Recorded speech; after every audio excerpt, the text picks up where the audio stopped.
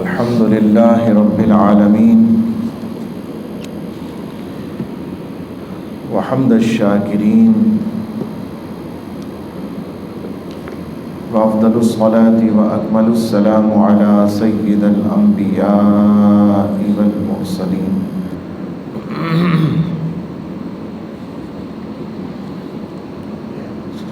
وعلى آله الطيبين الطاهرين وأصحابه المكرمين العظيم الأمين المكين.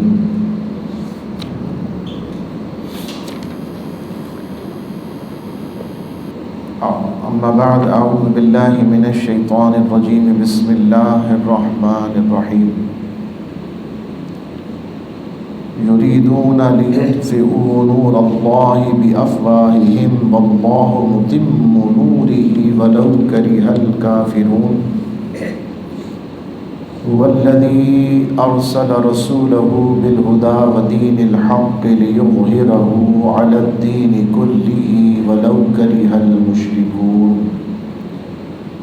صدق الله مولانا العظيم وصدق رسوله النبي الكريم ونحن على ذلك لمن الشاهدين والشاكرين والحمد لله رب العالمين. هو الحبيب الذي ترجى شفاعته لكل هول من الأهوال مقتحم. يا رب بالمصطفى بلغ مقاصدنا واغفر لنا ما مضى يا واسع الكرم. يا رب صل وسلم دائما ابدا على حبيبك خير الخلق كلهم. غوث اعظم بمن بسر اسامہ مدد قبلہ دی مدد کعبہ ایما مدد انتظار کرم تست من عینی را. اے خدا جو و خدا بینو خدا دا مدد. آمین. معزز سامعین کرام، فقیر نے آپ کے سامنے حسب معمول سورہ صف کی 28ویں پارے میں سے 2 آیات مقدسہ کی تلاوت کا شرف حاصل کیا. اکثر ایسا ہوتا ہے کہ ہم گفتگو تو ساری اسی آیت کے ضمن میں کرتے ہیں، لیکن اس کے معنی ترجمہ نہیں بیان ہو پاتا. تشریح ہو جاتی ہے، ترجمہ نہیں ہوتا. تو میں برکت کے لیے پہلے ترجمہ کرتا ہوں اور اس کے بعد پھر انشاءاللہ اس کے ضمن میں اپنی گفتگو عرض کرتا ہوں. ارشاد باری تعالی ہوا، یریدون لیطفئوا نور اللہ بافواہہم. چاہتے ہیں کافر، یہ کافروں کی بات ہو رہی ہے، مخالفین کی بات ہو رہی ہے، اسلام کے دشمنوں کی بات ہو رہی ہے.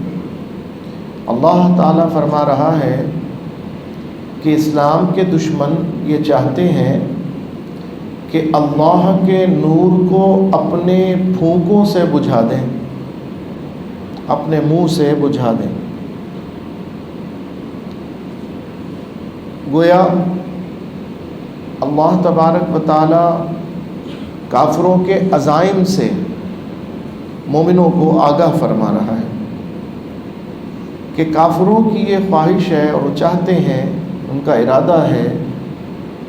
یریدون، وہ ارادہ رکھتے ہیں، ان کی خواہش ہے، ان کا عزم ہے، ان کی انٹینشن ہے، ان کی ڈٹرمنیشن ہے. کیا ڈٹرمنیشن ہے؟ لِيُطْفِئُوا نُورَ اللَّهِ بِأَفْوَاهِهِمْ.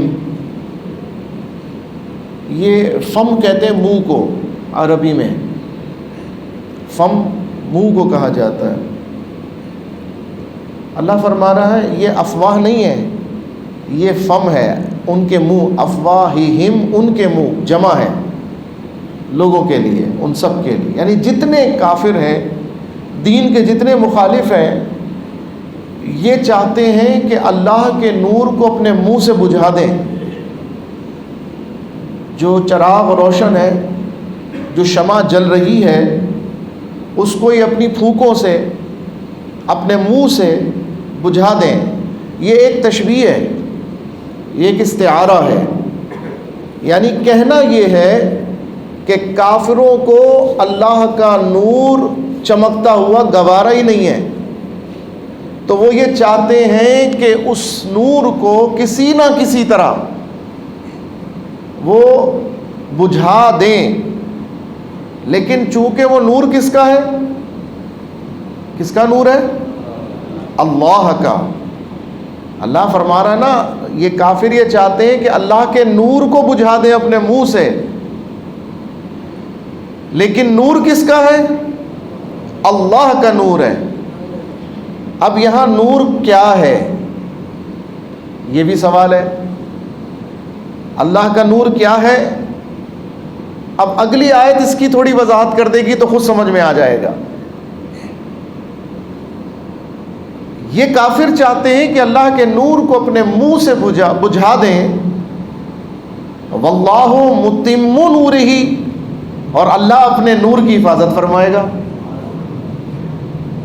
اور اللہ متم نورہ، اللہ اپنے نور کا محافظ ہے. یہ نور کو بجھانا چاہتے ہیں اور اس کا محافظ کون ہے؟ اللہ. تو اب بتاؤ، کیا نور الہی، شمع الہی کو بجھایا جا سکتا ہے؟ کیا چراغ نور الہی کو بجھانا ممکن ہے؟ نہیں، کیونکہ اس کا محافظ خود اس نور کا خالق ہے. اس نور کا بنانے والا ہی اس نور کا محافظ بھی ہے. وَلَوْ كَرِهَ الْكَافِرُونَ، چاہے کافروں کو کیسا ہی برا لگے، چاہے کافروں کو کیسا ہی ناگوار ہو، اللہ اپنے نور کی حفاظت فرمائے گا.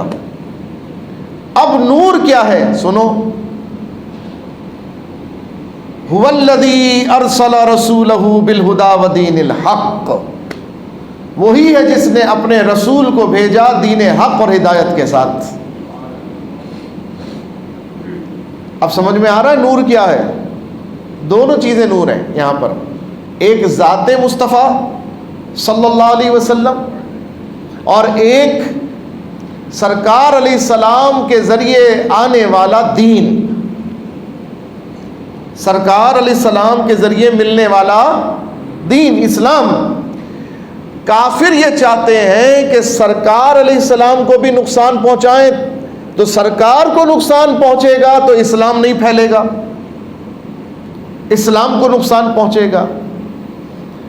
تو سرکار علیہ السلام کی ذات اور اسلام ایک دوسرے سے لازم و ملزوم ہیں، ڈائریکٹلی پروپورشنل تناسب ان کے درمیان تناسب یہ ہے کہ ایک کو گھٹاؤ گے تو دوسرا بھی گھٹے گا، اور ایک بڑھے گا تو دوسرا بھی بڑھے گا. بالکل اسی طرح اسلام اور بانی اسلام، اسلام اور صاحب اسلام، اسلام اور پیغمبر اسلام، تینوں میں وہی تناسب، وہی نسبت موجود ہے. اگر اسلام کو بڑھانا ہے تو ذات مصطفیٰ کو بڑھانا ہوگا، اگر اسلام کو بچانا ہے تو عزت مصطفیٰ پر پہرا دینا ہوگا. سمجھ رہے ہیں بات میری؟ آج مسلمان ناموس رسالت صلی اللہ علیہ وسلم کے معاملے میں کیوں جذباتی ہوتا ہے، کیوں حساس ہوتا ہے؟ ایک بہت اچھا نقطہ میرے ذہن میں بھی آیا، ابھی بالکل ذہن میں یہ بات آئی. اسلام پر حملہ ہو، مسلمانوں پر حملہ ہوتا رہتا ہے، اس کے لیے مختلف انداز سے بچاؤ کا تدارک کیا جاتا ہے، ڈیفنس بھی کیا جاتا ہے، اور پھر آگے بڑھ کر حملہ بھی کیا جاتا ہے. مسلمان کی جان بچانے کی بھی کوشش ہوتی ہے، اور کافر کی جان لینے کی بھی کوشش ہوتی ہے. یہ تو چلتا رہتا ہے. لیکن مسلمان اس لیے لڑتا رہتا ہے کہ اس کے دل میں توحید الہی اور عشق رسالت مآب صلی اللہ علیہ وسلم کی شمع جل رہی ہے. اس لیے وہ لڑتا رہتا ہے. ایک دفعہ نہیں، دو دفعہ نہیں. حضور علیہ السلام کی حیات مبارکہ میں صحابہ 74 مرتبہ لڑے. کتنی مرتبہ؟ آپ ایک جنگ لڑ لیں دین کے لیے اور جیت جائیں اور اپنا کچھ نہ کچھ کٹوا دیں، قربان کر دیں، تو بعد میں خیال آئے گا یار تو نے تو بس اپنا حق ادا کر دیا، بھائی تو نے تو اتنی قربانی دے دی. لیکن صحابہ بھی عجیب ہیں، اور صحابہ کے جو طرز ہیں وہ بھی بڑے منفرد ہیں. سورہ توبہ پڑھیے، اللہ تبارک و تعالیٰ نے اس پہ 3 صحابہ کے تذکرے کا تذکرہ کیا، 3 صحابہ کی سیرت بیان کی ہے، ان کا ایک واقعہ بیان کیا. یہ ہے غزوہ تبوک، غزوہ بدر سے 6 سال کے بعد ہونے والا غزوہ تبوک. اس دوران انہی صحابہ نے بدر بھی لڑی، احد بھی لڑی، غزوہ خندق بھی لڑی، دیگر جو چھوٹے بڑے غزوہ خیبر بھی لڑی، غزوہ بنی قریظہ بھی لڑی، اور دیگر بھی چھوٹے موٹے غزوات ہوتے رہے. اور بدر میں جو شریک ہوئے انہیں تو اللہ نے جنت کی بشارت بھی عطا فرمائی. اہل بدر کو سرکار علیہ السلام نے بھی خصوصی اعزاز و اکرام عطا فرمایا. اہل بدر کی تکریم پوری جماعت صحابہ میں سب سے زیادہ کی جاتی تھی. اہل بدر وہ تھے. لیکن اس کے باوجود بدر بھی لڑی، احد بھی لڑی، خیبر بھی لڑی، جنگ خندق بھی لڑی، جنگ احزاب جسے کہتے ہیں، بنو قریظہ بھی لڑی، جنگ خیبر بھی لڑی. لیکن صرف ایک جنگ میں غزوہ تبوک میں پیچھے رہ گئے، یہ سوچتے ہوئے کہ مال ہے، سواری ہے، ہم تو سوار ہو کے جلدی سے مل جائیں گے. سرکار علیہ السلام تو آہستہ آہستہ جا رہے ہیں. اور کتنی دور گئے سرکار؟ 700 کلومیٹر دور. مدینہ شریف سے تبوک 700 کلومیٹر ہے. سرکار علیہ الصلوۃ والسلام غالباً غالباً غالباً غالباً یہ پورا لشکر 15 دن میں پہنچا. مدینہ شریف سے تبوک 15 دن میں. آج آپ گاڑی سٹارٹ کریں 5 گھنٹے میں پہنچ جائیں گے. 120 کی سپیڈ پر 5 گھنٹے میں پہنچ جائیں گے. الحمدللہ میں گیا ہوں، میں نے دیکھا ہے. غزوہ تبوک جہاں ہوا مدینہ شریف سے 700 کلومیٹر، اور یہ غزوہ اسرت کہلاتا ہے، جیش اسرت. یہ تنگی کا، اتنی تنگی تھی، اتنی تنگی، اور رمضان شریف کے دن اتنی تنگی کہ ایک کھجور کو 2 صحابی پانی میں بھگو کے باری باری چوسا کرتے تھے. ایک کھجور کو میسر نہیں تھا سب کے لیے، لشکر بہت بڑا تھا لیکن اسباب نہیں تھے، اور اسی بے سر و سامانی میں جا رہے تھے. 3 صحابہ ایسے تھے جن کے پاس مال تھا. انہوں نے سوچا ابھی سرکار روانہ ہوئے، ہم ابھی آتے ہیں. کام دھندے میں لگ گئے. وقت گزر گیا، 1 دن گزر گیا، 2 دن، پھر خیال ارے اچھا بس ابھی جاتے ہیں، ہمارے پاس تو سواری ہے، ہم چلے جائیں گے. سوچتے سوچتے اتنا وقت ہو گیا کہ سرکار واپس آ گئے. سوچے کتنے دن ہو گئے ہوں گے؟ کم از کم بھی 30-35 دن تو ہو گئے نا. سرکار علیہ السلام تبوک سے واپس بھی تشریف لے آئے. اب جب واپس آ گئے تو یہ 3 صحابہ کانپنے لگے. حالانکہ یہ بدری ہیں، یہ احدی ہیں، یہ جنگ خندق کے ہیں، یہ غزوہ خیبر کے ہیں، یہ تو بخشے بخشائے ہیں. ان کی قربانیوں کا تو کوئی جواب ہی نہیں ہے، ان کی تو پکڑ ہونے کا کوئی سوال ہی نہیں ہے. انہوں نے تو اس موقع پر اپنی جانیں پیش کی، اپنا جسم لے کر آئے، اپنا مال لے کر آئے، جب جان دینا، مال دینا یہ ناممکن سمجھا جا رہا تھا. یہ اس لمحے پر آ چکے تھے، اور 1 دفعہ نہیں آئے تھے، 2 دفعہ، 3 دفعہ، 4 دفعہ، 5 دفعہ، نہ جانے کتنی دفعہ کر چکے تھے. ایک موقع پہ پیچھے رہ گئے، صرف ایک موقع پر پیچھے رہ گئے. اتنی قربانیاں دے کر بھی. تو سورہ توبہ پڑھیے قرآن کریم کی, اللہ نے ان کا تذکرہ کیا ان تینوں کا. جب یہ واپس آئے نا تو بہت سے منافق بھی نہیں گئے تھے, وہ حضور کے سامنے جا کے جھوٹ بول کر معافیا مانگتے. سرکار کہتے ٹھیک ہے جاؤ. دوسرا آیا منافق. یہ منافقوں کا طرز ہے کہ جھوٹ بول کر معافی مانگنا, یہ منافقوں کا طرز ہے.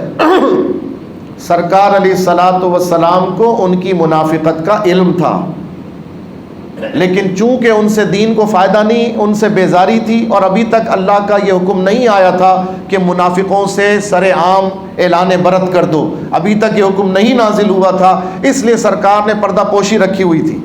جانتے سب کو تھے, اللہ کی عطا سے جانتے سب کو تھے, لیکن حکم اظہار نہیں تھا ابھی.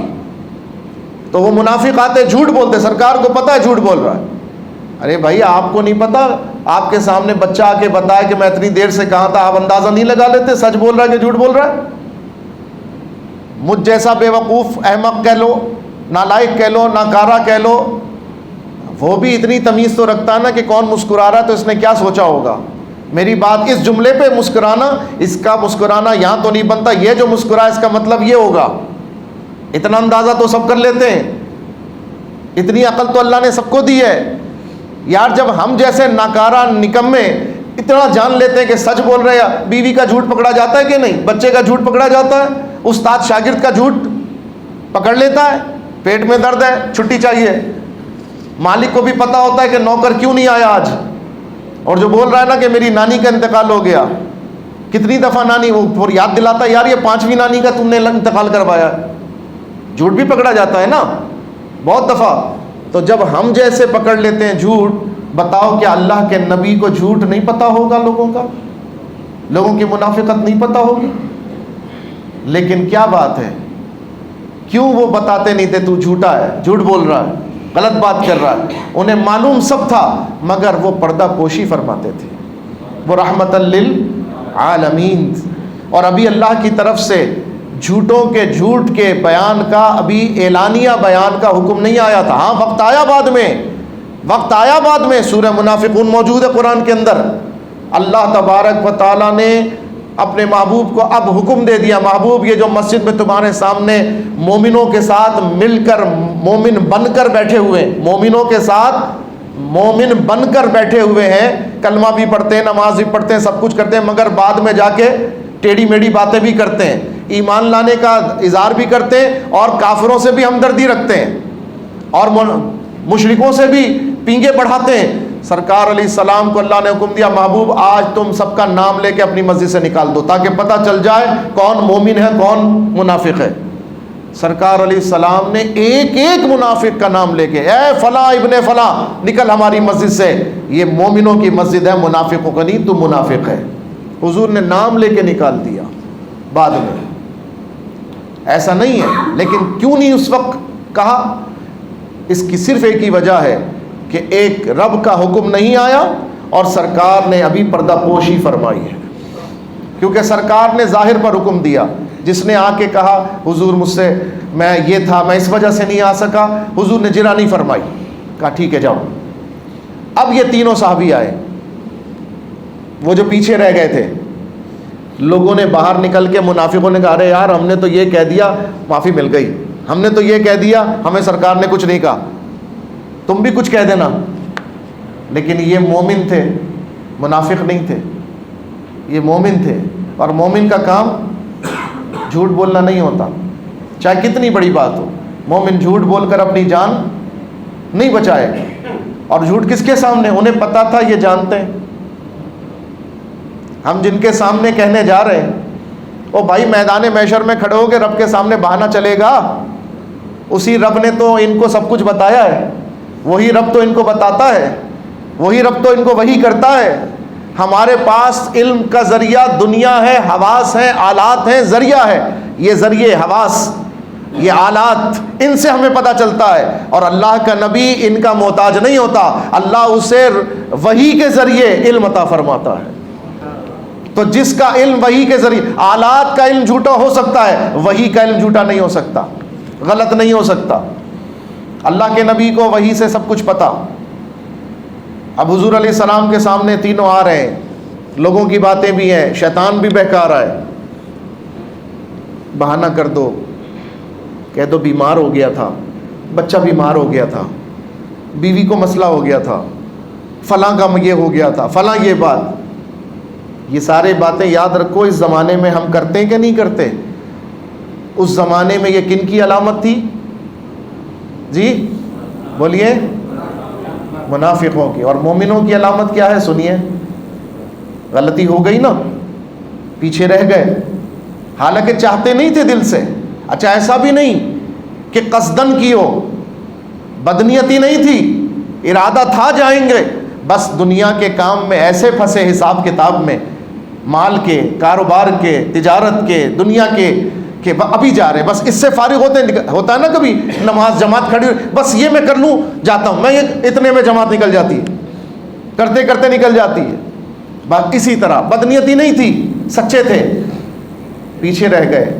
جب محبوب کے دربار میں آئے تو آتے ساتھ ہی جھک گئے, کہا حضور صرف اپنی سستی, کاہلی اور اپنی غفلت کی وجہ سے حاضر نہیں ہو سکے, حضور معاف فرما دیں.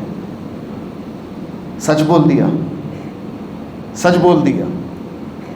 تو مکتب عشق کا دستور نرالا ہے.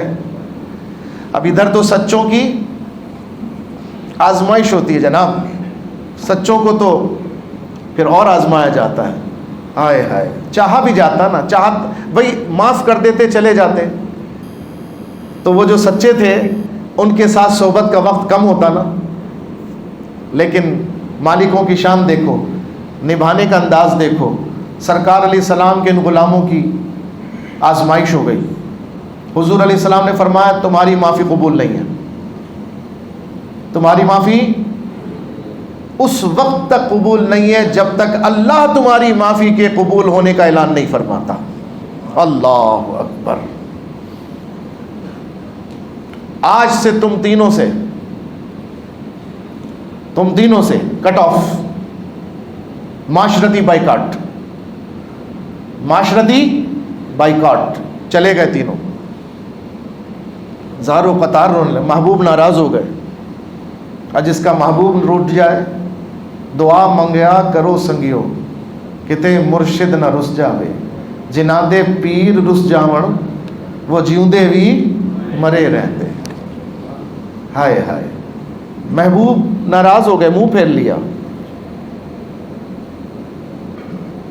قسم خدا کی نہ اٹھ سکے گا قیامت تلک, خدا کی قسم نہ اٹھ سکے گا قیامت تلک, خدا کی قسم کہ جس کو تو نے نظر سے گرا کے چھوڑ دیا. اچھا انہوں نے, وہ تھے تو اپنے نا, بدری تھے, احدی تھے, وہ کوئی عام لوگ تھوڑی تھے, ہم جیسے نکمے ناکارہ تھوڑی تھے. وہ تو چہیتے تھے, لاڈلے تھے, پیارے تھے, وفادار تھے. وہ وفادار تھے. ایک معاملے میں سستی ہو گئی, ایک معاملے میں ان انٹینشنلی, بغیر نیت کے, بلا ارادہ غلطی ہو گئی, سستی ہو گئی, اور اعتراف بھی کر لیا, جھوٹ بھی نہیں کہا, اعتراف بھی کر لیا, تو پکڑ ہو گئی, پوچھ ہو گئی. لیکن یہ پوچھ, اب سمجھئے, جو سچے ہوتے ہیں, جو صحیح ہوتے ہیں, جو اپنے ہوتے ہیں, جو پیارے ہوتے ہیں, ان کی تنبیہ اور اصلاح کے لیے بعض دفعہ کچھ ضروری ہو جاتا ہے. ان سے وہ چیز بھی صاف کر دی جاتی ہے جو ان کے لگ چکی ہوتی ہے. یوں کہہ لیجئے اگر کوئی کیچڑ کا دھبا اپنے کپڑے پہ لگ جائے تو پہلے دل یہی چاہے گا پہلے کیچڑ صاف کیا جائے, پھر مسجد جایا جائے. پہلے کیچڑ اور گندگی کو دور کرنا ہوگا. تو پیاروں کے کسی نے چھینٹ مار دی ہے, کوئی کیچڑ لگ بھی گیا ہے, تو مالکوں نے انداز کیا اختیار کیا, 50 دن گزر گئے, 50 دن. اور اس دوران سرکار کا حکم آیا کہ ان کی بیویاں بھی ان سے جدا ہو جائیں, ان کی بیویاں اپنے گھروں کو چلی جائیں. ایک خاتون حاضر ہو. اچھا یہ کوئی نوجوان نہیں تھے, یہ بوڑھے بوڑھے لوگ تھے, یہ بوڑھے بوڑھے لوگ تھے. ان میں سے ایک کی بیوی حاضر ہوئیں بارگاہ رسالت مآب صلی اللہ علیہ وسلم میں. عرض کی سرکار بہت ضعیف ہیں, اپنے کام نہیں کر پاتے. حضور اتنی اجازت دیں کہ میں ان کی خدمت کر لوں. فرمایا خدمت کر لو، بات نہیں کرنا. اللہ اکبر. بات چیت بھی بند، تعلقات بھی پورے معاشرے سے اتفاق سے. اچھا یہ تھے بڑے جری، بڑے بہادر، انہوں نے سابقہ جنگوں میں ایسے کارنامے کیے کہ ان کے کارناموں کی دھوم یورپ میں پہنچی ہوئی تھی. یورپ کے ایک ملک کا بادشاہ، کافر ملک کا بادشاہ، اس نے خط بھیجا اپنے ایک جاسوس کے ہاتھ کہ جاؤ یار ان کو ان کے نبی نے چھوڑ دیا ہے، اب وہ ہمارے کام کے ہو گئے، جا کے ان کو ذرا آفر کرو، ہمارے پاس آتے ہو ہم تمہاری قدر کریں گے، تم نے جن کے لیے جانیں پیش کی انہوں نے تو قدر نہیں کی، آؤ ہمارے پاس ہم تمہاری قدر کریں گے، تم جیسا جنگجو ہمارے دربار کے لائق ہے. اللہ اللہ. جب اس کا خط پہنچا ایک کے پاس، وہ زار و قطار رونے لگے کہ میری یہ حالت، میرے اتنے سے جرم نے اتنی مطلب تکلیف پہنچائی ہے اسلام کو کہ اب دشمنان اسلام کو اتنی جرت ہو گئی کہ ہمیں آفر کر رہے ہیں، ہم سرکار کے غلاموں کے دام لگائے جا رہے ہیں. اللہ اللہ. وہ اس بات پر اور رونے لگے. 50 دن گزر گئے. جب 50 دن گزر گئے، اچانک ایک دن زور سے آواز آئی، اللہ نے تمہاری توبہ قبول فرما لی ہے.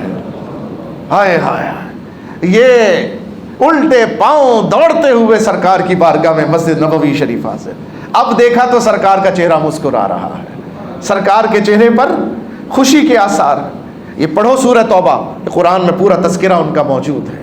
یہ اللہ تعالیٰ نے یہ بتایا. دیکھو اپنے ہیں نا، یہ ہم جو کہتے ہیں نا یار مسلمان زیادہ آزمائش میں، ہم تو عبادت بھی کرتے ہیں پھر بھی تکلیف میں، ہم تو نیکی کرتے ہیں پھر بھی تکلیف میں، ہم تو حق کی بات کرتے ہیں سچائی کے راستے پر پھر بھی تکلیف میں.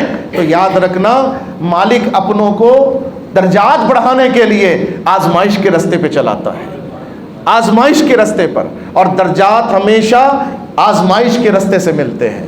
کبھی درجات آرام اور نوابی کے بستر کے اوپر نہیں ملتے. درجات کا ملنا ہوگا تو وہ مالکوں کے راستے پر تکلیف کے راستے سے گزر کر، صبر کر کے، شکر کر کے اور اس کی رضا کے کام کر کے پھر مالک وہ نوازتے ہیں کہ اگر 1000 سال پہلے بھی مٹی کے اندر جا کر لیٹا ہوگا تو 1000 سال کے بعد بھی ہزاروں مخلوق کے منہ پر اس بندے کا تذکرہ ہو رہا ہوگا. یہ ذکر اسی وقت ہوگا جب وفا ایسی نبھائی جائے گی.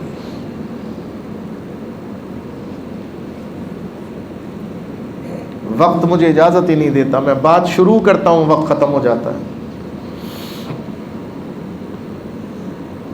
آج دل تھا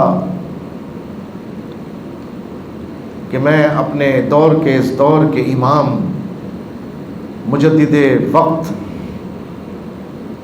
اعلیٰ حضرت امام اہل سنت کا تذکرہ کروں. امام اہل سنت امام احمد رضا فاضل بریلوی رحمۃ اللہ علیہ.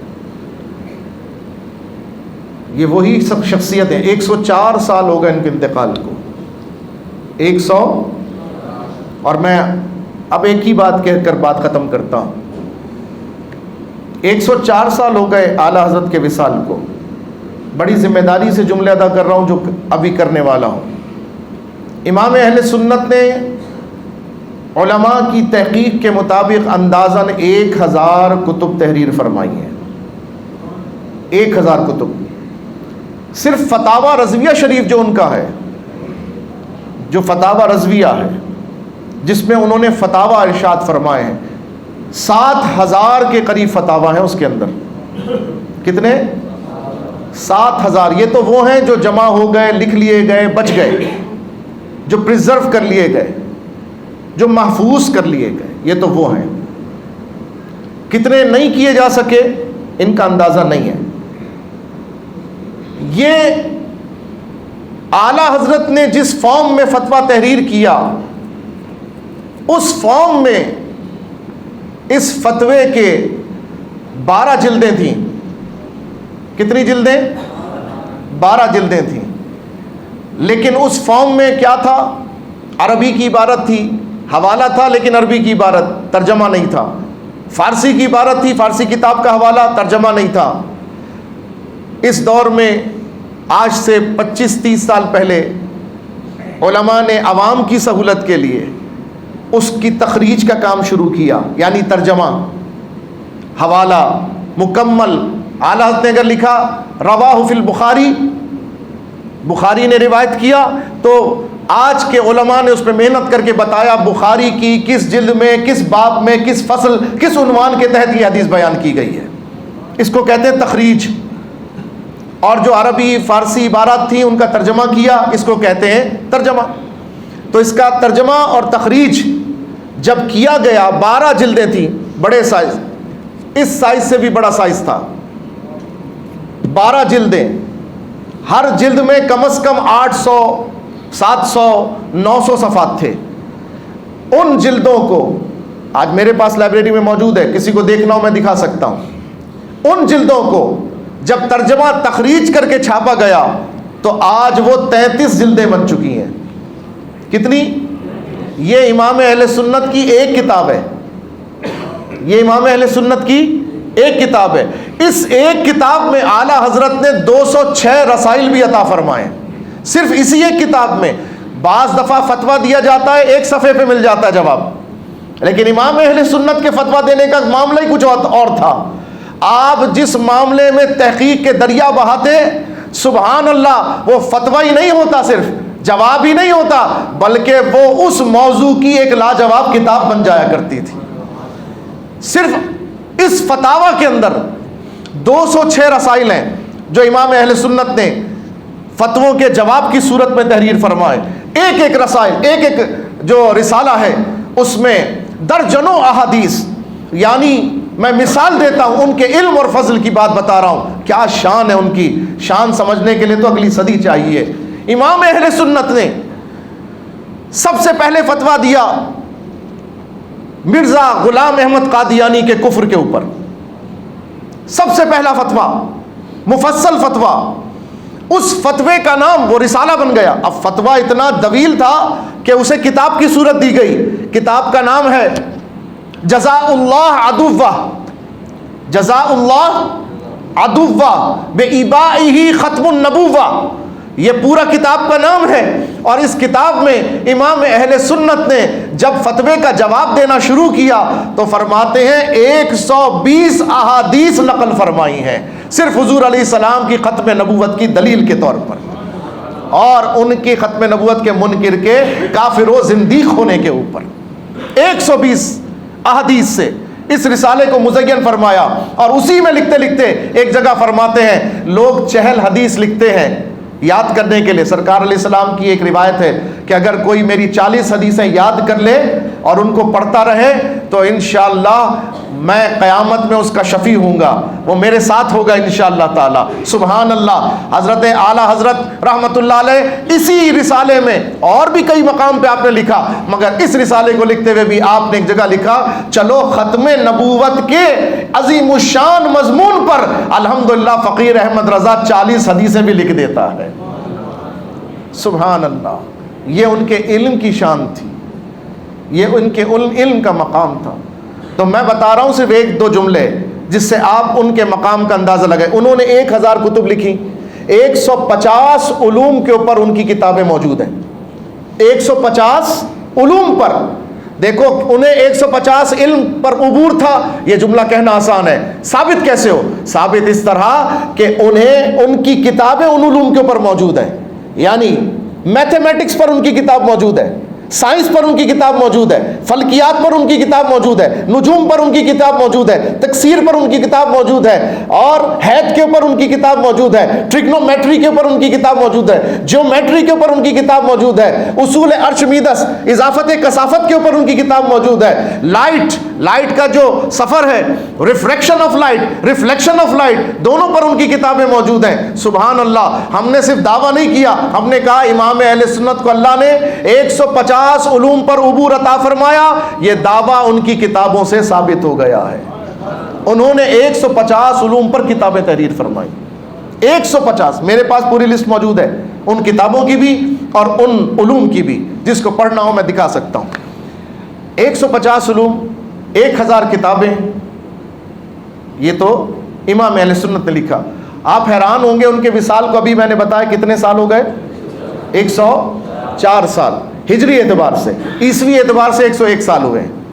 1921 میں انتقال ہوا تھا، یہ 2022 ہے، 101 سال ہوئے عیسوی اعتبار سے، ہجری اعتبار سے 104 سال ہو گئے، چلو 101 سال مان لیتے ہیں، 100 سال ہو گئے، ایک صدی گزر گئی ان کے انتقال کو، اور آج تک ان کی 1000 کتابوں میں سے صرف 500 کچھ کتابیں چھپ سکی ہیں۔